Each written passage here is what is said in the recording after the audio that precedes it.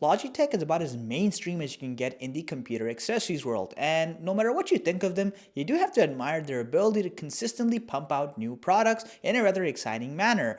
The latest one to their addition is the MX Mechanical Mini keyboard, and I've been personally waiting for this one for a while. This is a low profile keyboard in the 75% category, and there's really a lot to discuss here, and Logitech has a pretty steep asking price of $150 USD, and we're going to see if this keyboard can live up to that pricing, exactly what it has to offer. So join me along in this review, and hopefully I can provide you exactly what you're looking for. Starting with a quick unboxing experience, I gotta say the packaging here is a little underwhelming. There's not a lot of creativity here. You basically have a plain old cardboard box, you have the MX Mechanical Mini branding, and a blueprint of the actual keyboard. On the back side, you have the key features, specifications, and requirements, and that's pretty much it. Anyway, once you remove the content seals, the first thing of course is the keyboard itself. Remove all that paper packaging around it, and here it is. And I gotta say, this thing is nimble looking, but it's a little bit lighter than I thought it would be. Anyway, past that, you do have the inclusion of a USB-A wireless dongle for wireless connectivity. Past that, you have a modern day USB-C charging cable, yay! And of course, finally, you have paperwork, and let's just be honest, this is this kind of stuff you're just gonna keep in the box and never look at again.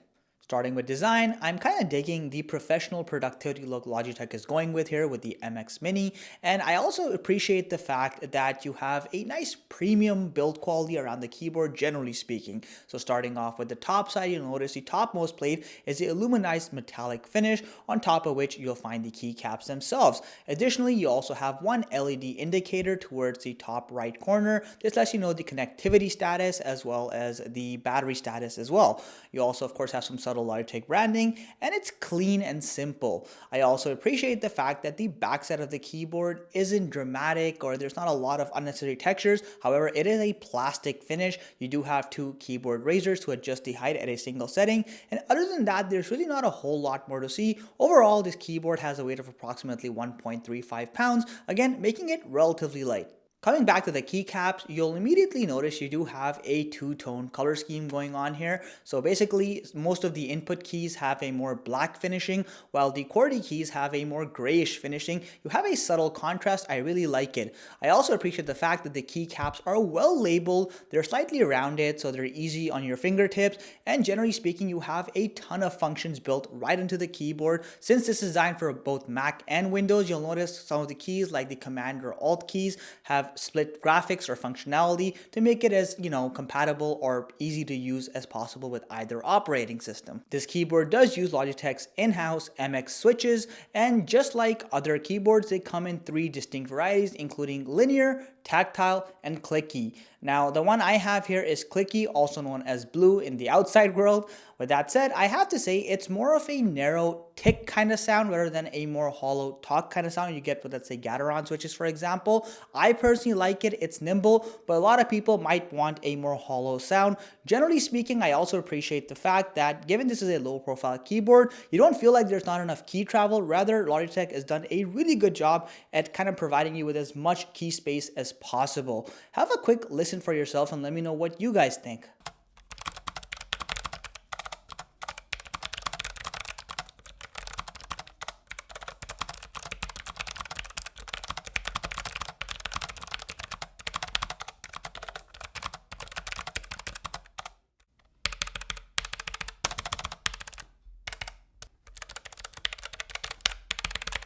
Now, one negative aspect to this keyboard includes the fact that the keycaps are a fingerprint magnet. If you have naturally oily fingers or you have a lot of moisture on your fingers in general, you will find it easily rubs off onto the keyboard, which gives it this unnecessary and unattractive shine. And also, you can kind of see your fingerprints on here. If you are a clean freak, it may be a little bit bothersome. Logitech essentially has two key features with this keyboard that they like to advertise. The first one is sensory backlighting. Essentially put, when your fingertips come into close contact with the keycaps, the backlighting system automatically ignites or activates, if you will. And the cool part is if you don't use it for too long, it kind of deactivates as well. This is pretty accurate for the most part. It almost always comes on, and waving your hand around the keyboard will not trigger it. So I gotta give them kudos for that. You do only have white background backlighting, so no RGB lighting here. However, it does get pretty light. It does pass through the actual keycap so the letters light up, and you can adjust it directly from the keyboard itself. Unfortunately, the actual lighting effects are pre-programmed and they're not all that good. There's only a handful of them and none of them are particularly creative. It seems more like an afterthought in this case. The second killer feature here is the extensive battery life. Logitech claims you can get up to 15 days with the default backlighting setting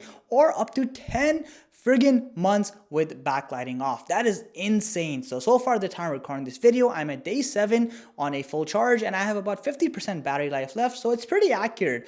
That aside, you also of course have all the functionality of this keyboard embedded directly into the keyboard, so you don't actually have to install any third-party software. However, you can install Logitech's optional Options Plus software, which gives you added functionality like the ability to update your firmware, backup profiles, and do a number of other useful things. But I appreciate the fact that unlike the G800, 900 series, where if you wanted every functionality, you had to get Logitech software, you don't have to do this here, and that's a big plus in my opinion. Finally, it's worth noting this keyboard can be connected via the wireless dongle, a Bluetooth connection, or a wired connection, and you can save up to 3 distinct profiles at any given time. Now, the summary here is that $150 is definitely a steep asking price for this keyboard, but I think for the most part, Logitech can justify it thanks to the amazing battery life and advanced backlighting system we have over here. Both those features are quite unique and notable as well. Now, I will say from a customization point of view, this is not the most creative keyboard. It doesn't have a lot of swappable options because, well, you don't have any other option aside from MX keys, and also it just doesn't look as aggressive as some other designs. But for anyone who's an end user who wants a professional looking productivity keyboard, this thing delivers and it brings a lot of quality elements that you don't often find with the competition. So I personally would recommend this keyboard. I think it's one of the better keyboards Logitech has received or released actually in recent times, and if it makes you feel any better, I am currently using this as my daily driver. Let me know what you think of the MX Mini mechanical keyboard, and if you enjoyed the content, make sure you consider hitting the like button and subscribing to our channel. It genuinely helps to grow and it means the world to me. Catch you in the next one.